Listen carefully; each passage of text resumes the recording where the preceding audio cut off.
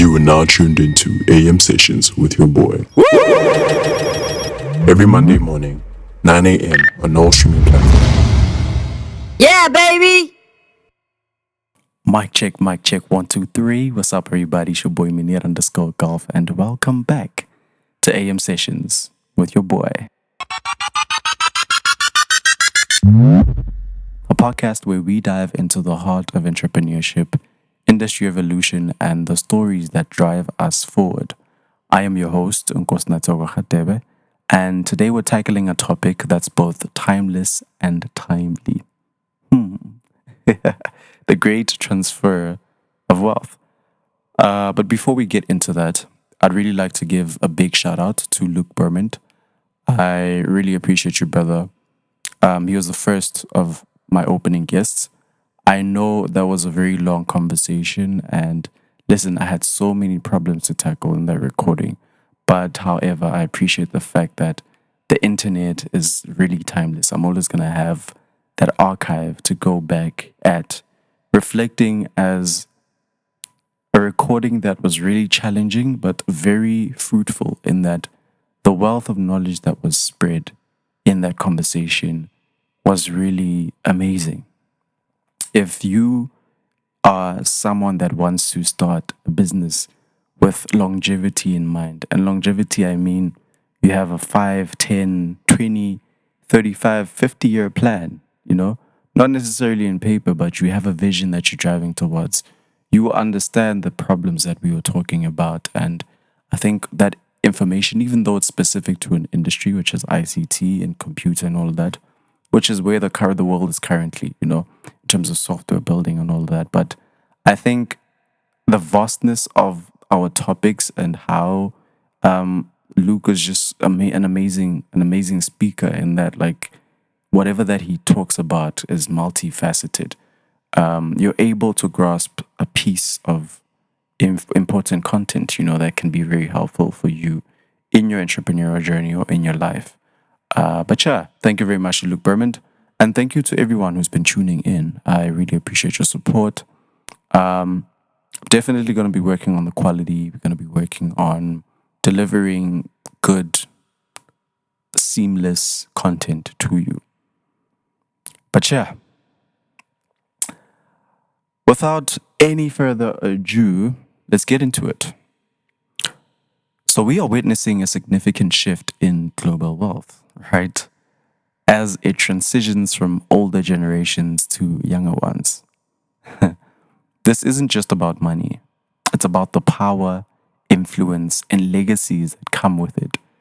In today's episode, we'll look at this phenomenon through the lens of prominent families like the Ruperts, for example, in South Africa, and wealthy European dynasties, which have continued to run the world, literally, in their innovative business endeavors that turned into global markets. We, of course, know the controversy of how they did that. I don't necessarily agree with how they did it, but here's the point. I don't necessarily agree with how they did it, yes, but I agree. I'm for, or rather, I'm fascinated by what they did with the means they had to do what they did. I know usually we argue, like, they used things like slavery and cheap labor and all of that, but looking from a capitalistic point of view, that's about the only way they could have done it. But I know it's a very controversial topic, and if I were to get into it, I would argue for years and years to come. But that's just my stance. I don't know. Tell me yours. I'm going to hit an interaction poll or a question. Interact there. Like, tell me something new, something different. Maybe you think they could have done it in a different way. And maybe that idea of them doing it in a different way could be something that is innovative for us. Because we, unlike them, are in a position where there is no advantage. Like, we don't have a bunch of slaves that are going to work for us and do things for us without having to pay them. It's very difficult and very different for us. There's regulations, there's legislature, there's just so many red tapes. But yeah, we'll discuss the pros and cons of this generational shift, the new leader's vision, or the new expected leader's vision. We all just anticipating what it might be. We don't know. And how it all impacts our everyday lives. So, let's start with the Rupert family, one of South Africa's most influential and affluent families. I think it goes without saying that everyone at this point, because of the media coverage they own, they've had, we all should know to this point. And just the beef that Malema has with, Malema has so much beef with the Ruperts. I don't know what they did to the man, but yeah, they must give back the land.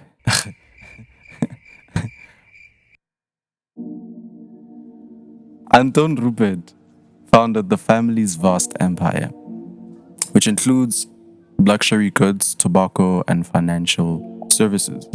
Now, as the torch is expected to pass to the new generation, it's anticipated that Antonji, which is also Anton, named after his great grandfather, if I stand right, may step up as the new leader. However, this transition is still uncertain and closely watched. So, Antonji, like many from the new generation, is faced with the challenge of maintaining the family's legacy while also navigating the rapidly changing business landscape. And yeah, I think that sort of fondles with his approach of like how he's gonna go about now pursuing his business interests, and is the vision that he wants to go for, is it different from what the family has been standing for? And these are conversations that people, especially in London, in Britain, they have these kind of conversations because they have the monarch, which is the oldest reigning societal structure of hierarchy in the world. Literally, it still exists until today. I mean, in South Africa, we have kingdoms, but they're not really kingdoms, guys. It's just a bunch of trusts. Come on. It our everyday lives. That's why I'll never be submissive to that monarch or that hierarchical system of tradition or tribal tradition as a monarch.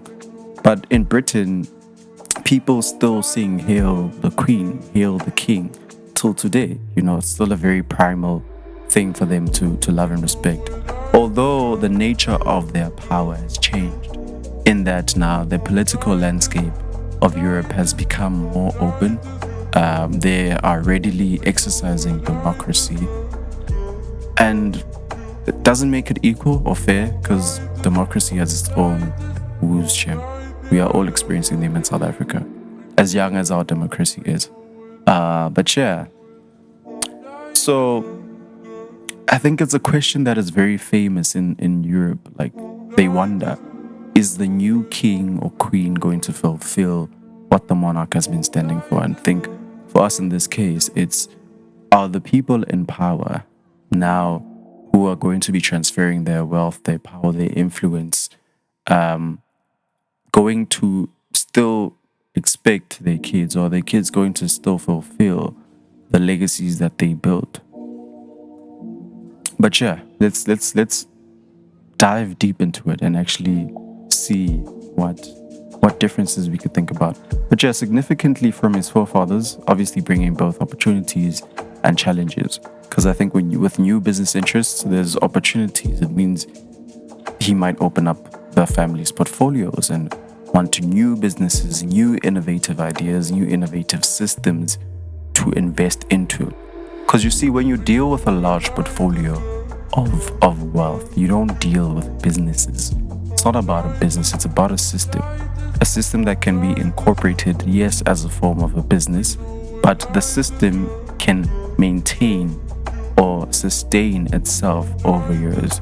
That is what makes companies attractive to, for example, pension funds. I mean, if your business is a business Without a system, there is no structure to say it might sustain itself till a certain time. But with a system, that is possible. But you see, in this world, you need to understand if you're going to build a business that you want people to launch their money in for years and years to come, you need to create a system that is innovated and that works efficiently with the current economic environment. I know I'm being very deep for the simple people, but that's just the kind of conversation or the kind of influence this conversation carries. It carries a lot of weight. But yeah. But the Ruperts are not alone, of course. My research into this great transfer of wealth includes prominent European families like the Rothschilds, the Arnolds. A lot of people know the Rothschilds. The Arnolds, not so much. And the Benton Courts. I hope I said that right. Benton Courts. Benton Courts. Yeah, sorry for that. But yeah, these families too are passing their fortunes and businesses to the younger generation. The pros to this transaction, to this transition are clear. Younger generations bring fresh perspective, not usually, but sometimes. A knack for innovation and readiness to embrace new technologies. Something that all people can adapt to, but can never innovate because they were not born with the technology, They are more in tune with current social and economic trends, true, because they are more in tune with what the current consumer wants to intake, as opposed to the older people, which can lead to revitalized and more resilient businesses. Like I had said, the vast opening of opportunities and challenges. For instance, many of these new leaders are passionate about sustainability and social responsibility. I'm not sure about the second part, but we're yet to see that. Areas that their predecessors might not have prioritized as highly. This is so arguable because they might not. They might prioritize social responsibility. They might not give a damn. And who's to blame them? I mean, anyway. However, there are also cons. The younger generation might lack the deep-rooted knowledge and experience that the older generation possesses, which is often the scare. And the reason why a lot of us, by us, I mean black people, cannot transfer wealth, or there is no transfer of wealth between generation, whether it be, and wealth is not only just about money, guys. Wealth can be knowledge. I could have learned a trade that my great-great-grandfather did that would make me very rich today. Maybe because it's not a popular method of trading anymore, but also I could use that method of trading to innovate something that has been existent. There's a cycle that human beings go through, and it is all built within structures or the construct of familiarity. People don't want to adapt to something that they don't really know. Like if you think about each and every single thing that is new that has ever come, it's nothing new. I know I might not make sense right now, but there are people that hear me. We don't need chairs anymore. We don't need tables anymore. We don't need beds anymore. And yet there's always a new something, a new chair, a new table, And this is how, as human beings, we innovate. We have formed patterns of life, right? And we understand what we need to sustain ourselves in this life. But there are things that we are always going to keep on integrating and changing, depending on how we feel, how we are, the environment that we're in, and what technologies or what exposure is our mind gravitating to. What information are we inhabiting? Because it's simple. If we talk about the future is literally what we're experiencing now, just futurized. But anyway, I might be gravitating to another point. But yes, the point is we can never create or build anything new. So the transfer of wealth that we don't possess as black people is first of all in knowledge. We don't know too much of our old stories. We don't know our old heroes. We don't know all of that. And we lose now our moral, because I can be a great titan tomorrow and die. And listen, my kids will not give a fuck who I was, what I did. And that is just no way to live. Like, because what are you living for as a person? Now it becomes personal. What were you living for? You fought hard for your family to be happy and whatnot, but your great grandkids don't know you. Might have lost a few there, but yeah, sila guys. This can lead to potential missteps or a disconnect with the traditional customer base. This is now the knowledge and experience not being transferred from older to new. It can lead to potential missteps, true, or a disconnect with traditional customers, meaning the older people. They might feel like, this company is no longer a chick. It's funny that within the black community, a lot of people a lot of the younger generation, because I think Coca-Cola as a brand is a very old brand, but a lot of the younger generation, which is our parents right now, they have stuck or stayed really loyal to it. But now you have us that want to explore all these different kind of flavors, and that's the nature of like anything as far as like product building or a business goes. People, and it goes with aging, it goes with information, it goes with options, and that you might find that the old loyal customer base will be tracking off because they're getting a bit old, and then now you have the new. I know people might argue, but I think Coke did a very smart thing by creating subsidiaries. But my point to that was gonna say, I don't think our kids are gonna be drinking Coke anymore like our parents used to, because obviously the changes in us as a society and what we're exposed to it's growing larger and larger each and every single day. And these are things that people need to think about when they're transferring wealth. These are pointers here. I'm telling you guys, if you are sitting there with a notebook, you could learn so much. Not that I've transferred wealth or anything, but in my research, these are the things that I've found and I've connected. Furthermore, the pressure to live up to the family legacy can be immense, which is true. Sometimes we step into shoes that are way bigger than our shoe fit or our size, and then a lot of things happen. But sometimes, and sometimes that actually results in stress and burnout. But yeah, most of the kids are rich; they can afford to deal with that. By the way, guys, I am offering my services. Not that it's official, but I'm gonna put it out there. I want to be a burnout coach. In fact, no, I don't want to be. I'm a burnout coach. So a burnout coach is someone that assists you when you're having a burnout, when you're tired, when you want to resuscitate, think about where you are, your journey, and align. And a lot of women in corporate are facing that. I have seen it through statistics. And I'm just saying, in case you're burned out, you don't really know where to go, hit me up. Listen to my podcast. Connect with me on social media. Let's chat. I really want to explore how and why people burn out and what actually is the cause of that. Because a lot of people in the bigger markets, now I'm talking your New York, your Singapore, they are really experiencing burnouts. And maybe the corporate landscape right now it's a lot. So yeah. How does this shift impact ordinary lives? That's a question that many of you might be asking yourselves. Like, why am I actually listening to this thing? How does this impact me?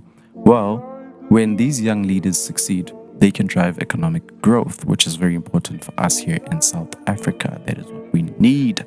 They can create new job opportunities, obviously exploring their business interests, wanting to expand smaller startup ideas into proper, systematic, and corporate running businesses, and spearhead social initiatives, meaning probably create a bunch of social initiatives that look into promoting a certain culture of people. Because, like I said, guys, the amount of exposure and choices that we have is bound to change us as a society, and we are bound to adapt to so many different cultures. And I know a lot of black people might disagree with that, because we always try to question if whether we're African or not. But honestly, in your own being, you create and develop your own culture, and no one has a say in that. So these things are going to change one way or another.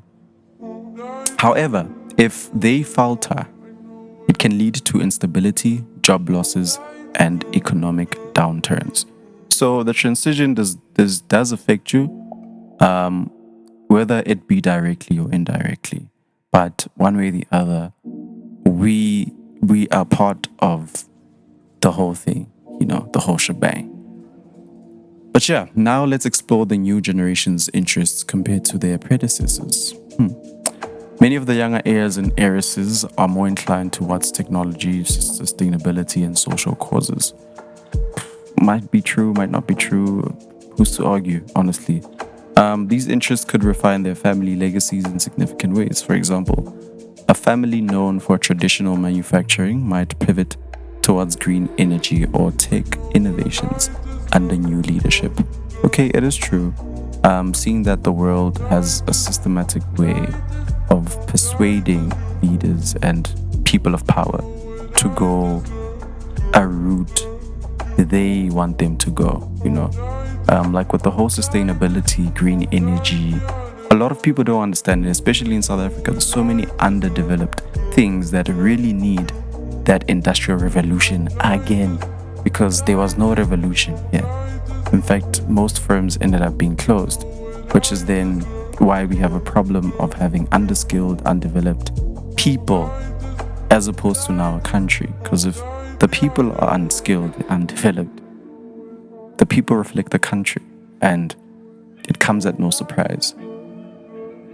But yeah, here's something that might be inspirational, and maybe that you might consider after blabbing for 22 minutes. Each generation brings its own unique strengths and vision to the table, right? Now I'm spanning this not only to the wealthy and powerful and affluent. Now I'm making it personal. Even think about you.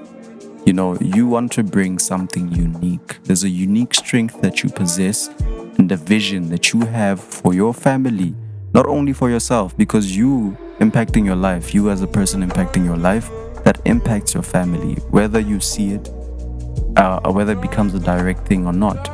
And that is the nature of society.